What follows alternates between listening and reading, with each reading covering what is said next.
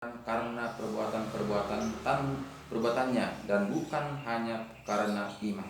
Dan bukankah demikian juga Rahab pelacur itu dibenarkan karena perbuatannya ketika ia menyembunyikan orang-orang yang disuruh itu di dalam rumahnya, lalu menolong mereka lolos melalui jalan yang lain. Sebab seperti tubuh tanpa roh adalah mati, demikian juga iman tanpa perbuatan adalah mati. Jadi sangat jelas Bapak Saudaraku. Walaupun bagaimana gantengnya kita, walaupun gimana kita cantiknya, walaupun kita gimana kayanya, wah begitu luar biasa, tanpa ada roh kita pasti disingkirkan. Pasti kita akan dijauhkan. Karena apa? Karena mengganggu kepada orang banyak. Jadi jangan kita mengatakan aku kaya kok bisa buat segala-galanya. Itu di dalam dunia. Di dalam kerajaan surga kita tidak berlaku. Kita tidak bisa membeli kerajaan surga dengan uang kita. Kita tidak bisa merayu Tuhan dengan kecantikan kita. Kita tidak bisa merayu dengan kegantengan kita. Tidak. Hanya memberikan hati kita sepenuhnya melakukan firman Tuhan. Itulah yang bisa mendapatkan kehidupan yang kekal. Jadi Bapak Ibu Saudaraku yang saya kasih dalam nama Tuhan Yesus, sangat jelas firman Tuhan mengatakan kepada kita, sebab seperti tubuh tanpa roh adalah mati, demikian juga iman tanpa perbuatan adalah mati. Jadi Bapak Ibu Saudaraku banyak saat ini mengatakan saya percaya. Jadi percaya itu tidak menjadi patokan. Ke gereja itu tidak menjadi patokan. Yang menjadi patokan apakah kita sudah menjadi pelaku firman. Itu yang menjadi utama. Walaupun kita tiap hari ke gereja, itu tidak menjadi keselamatan. Tapi jika kita melakukan firman Tuhan, itulah membawa kita.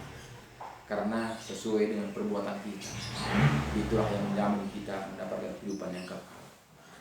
Jadi tidak cukup sampai saja seperti dunia mengatakan cukup percaya saja, cukup menjadi orang Kristen saja. Makanya banyak saat ini orang Kristen tidak mau gereja, tidak mau baca kitab. Kenapa? Karena cukup menjadi orang Kristen selamat. Makanya banyak orang Kristen mati saat ini kita melihat. Dia katakan, wow, udah senang dia di sana, dia tidak susah lagi, tidak ada mata lagi di sana. Dia sudah bersama Tuhan Yesus. Itu kata-kata penghiburan, bukan kata-kata kebenaran. Kata-kata kebenaran harus kembali kepada Alkitab. Jadi Bapak Ibu Saudaraku yang saya kasih dalam nama Tuhan Yesus, marilah buka hati kita lebar-lebar. Undanglah Roh Kudus masuk dalam hati kita. Baca Alkitab kita, lakukan taat dan setia. Tentu Roh Kudus akan berkata-kata dalam hati kita. Roh Kudus akan membimbing kita. Roh Kudus akan mengajari kita bagaimana kita seharusnya mendapatkan kehidupan yang kekal itu. Jadi tidak ada jalan lain. Harus kita melakukan seturut dengan Alkitab. Jika kita mengatakan kita ini orang Kristen, orang percaya, jadi tidak cukup percaya saja. Terima kasih banyak. Tetap semangat, andalkan Tuhan. Buka hati lebar-lebar, undang Roh Kudus masuk dalam hati kita, supaya Roh Kudus mengajari, membimbing, menuntun kita, sehingga kita memahami bagaimana jalan-jalan kebenaran firman Tuhan. Dan jangan lupa bagikan firman Tuhan ini kepada saudara kita, keluarga kita, teman-teman kita, supaya keluarga kita, saudara kita, teman-teman kita juga mendapatkan kehidupan yang kekal itu. Karena dari firmanlah, menjadi pelaku firmanlah kita mendapatkan kehidupan yang kekal itu. Dan jangan lupa subscriber firman Tuhan ini, supaya firman Tuhan ini tersebar seluruh dunia, bahkan ke pelosok-pelosok, supaya kita bersama-sama mendapatkan mahkota kerajaan surga.